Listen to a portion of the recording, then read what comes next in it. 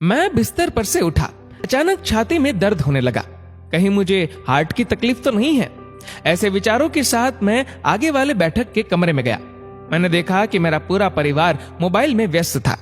मैंने पत्नी को देखकर कहा, थोड़ा छाती में आज रोज से ज्यादा दर्द हो रहा है, डॉक्टर को बताकर आता हूँ।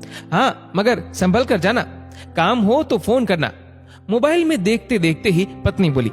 मैं स्कूटी की चाबी लेकर पार्किंग में पहुंचा। मुझे बहुत पसीना आ रहा था।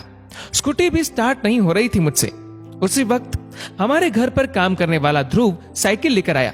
साइकिल को ताला मारते ही उसने मुझे सामने खड़ा पाया। क्यों साहब, स्कूटी स्टार्ट नहीं हो रही क्या?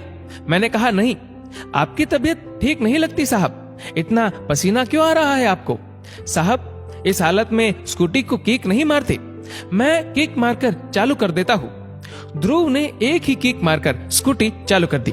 साथ ही पूछा, साहब अकेले जा रहे हो? मैंने कहा, हाँ। उसने कहा, ऐसी हालत में अकेले नहीं जाते, चलिए मेरे पीछे बैठ जाइए। मैंने पूछा, तुम्हें स्कूटी चलानी आती है? साहब, गाड़ी का भी लाइसेंस है, चिंता छोड़कर बैठ जाइए। पास ही एक अस्पताल में हम पहुंचे। ध्रुव दौड़कर अंदर गया और व्हील चेयर लेकर बाहर आया। साहब, अब चलना नहीं, इस कुर्सी पर बैठ जाओ। ध्रुव के मोबाइल पर लगातार घंटियां बजती रही। मैं समझ गया था फ्लैट में से सबके फोन आते होंगे कि अब तक काम पर क्यों नहीं आया। ध्रुव ने आखिर थक कर किसी को कह दिया कि आज नहीं आ सकता। ध्रुव डॉक्टर के जैसे ही व्यवहार कर रहा था। उसे बगैर बताए ही मालूम हो गया था कि साहब को हार्ट की तकलीफ है। लिफ्ट में से व्हीलचेयर को आईसीयू की तरफ लेकर गया। डॉक्टरों की टीम तो तैयार ही थी मेरी तकलीफ सुनकर। सब टेस्ट शीघ्र ही किए। डॉक्टर ने कहा, आप समय पर पहुंच गए हो, इसमें भी आपने व्हीलचेयर का उपयोग किया, वह आपके लिए बहुत फायदेमंद रहा। अब किसी भी प्रकार की देरी करना आपके लिए बहुत ही हानिकारक है, इसलिए बिना देर किए हमें हार्ट का ऑपरेशन करके आपके ब्लॉकेज जल्द ही दूर करने होंगे। इस फॉर्म पर आपके स्वजन के हस्ताक्षर की जरूरत है। डॉक्टर ने ध्रुव की ओर देखा। मैंने अब ध्रुव से पूछा, बेटे दस्तखत करने आते हैं? उसने कहा, साहब इतनी बड़ी जवाबदारी मुझ पर न डालो। बेटे, तुम्हारी कोई जवाबदारी नहीं है, तुम्हारे साथ भले ही खून का रिश्ता नहीं है, फिर भी बगैर कहे तुमने अपनी जवाबदारी पूरी की। वह जवाबदारी हकीकत में मेरे परिवार की थी। एक और जवाबदारी पूरी कर दो बेटा, मैं नीचे सही करके लिख दूंगा कि मुझे कुछ भी होगा तो जवाबदारी मेरी है। ध्रुव ने सिर्फ मेरे कहने पर ही हस्ताक्षर किए हैं। और हाँ, घर फोन लगाकर खबर कर दो।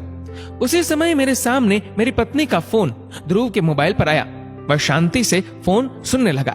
थोड़ी देर के बाद ध्रुव बोला, मैडम आपको पगार काटने का हो तो काटना, निकालने का हो तो निकाल देना, मगर अभी अस्पताल में ऑपरेशन शुरू होने के पहले पहुंच जाओ। हाँ मैडम, मैं साहब को अस्पताल लेकर आया हूँ।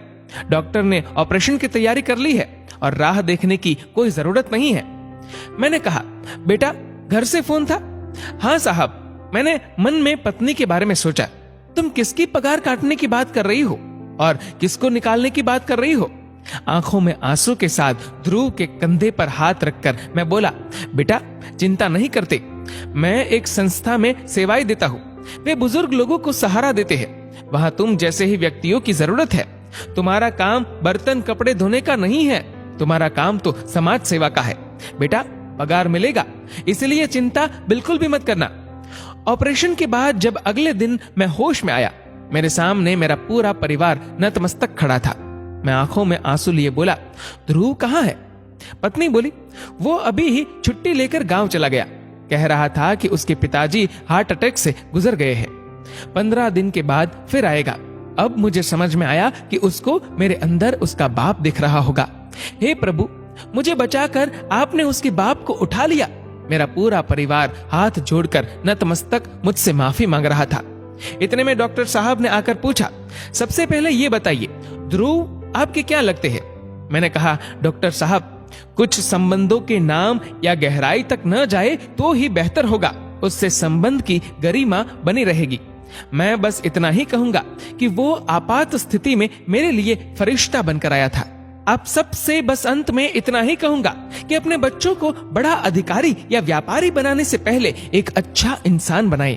दोस्तों, इस वीडियो को लेकर आपकी क्या राय है नीचे कमेंट करके जरूर बताएगा। और अगर आपको वीडियो अच्छा लगा हो तो इस वीडियो को लाइक करेगा, शेयर करेगा ज्यादा से ज्यादा लोगों तक। और ऐसे ही और भी इंस्पिरेशनल वीडियोस के लिए सब्सक्राइब करें हमारे यूट्यूब चैनल को और फेसबुक पर फॉलो करें हमारे पेज को। धन्यवाद।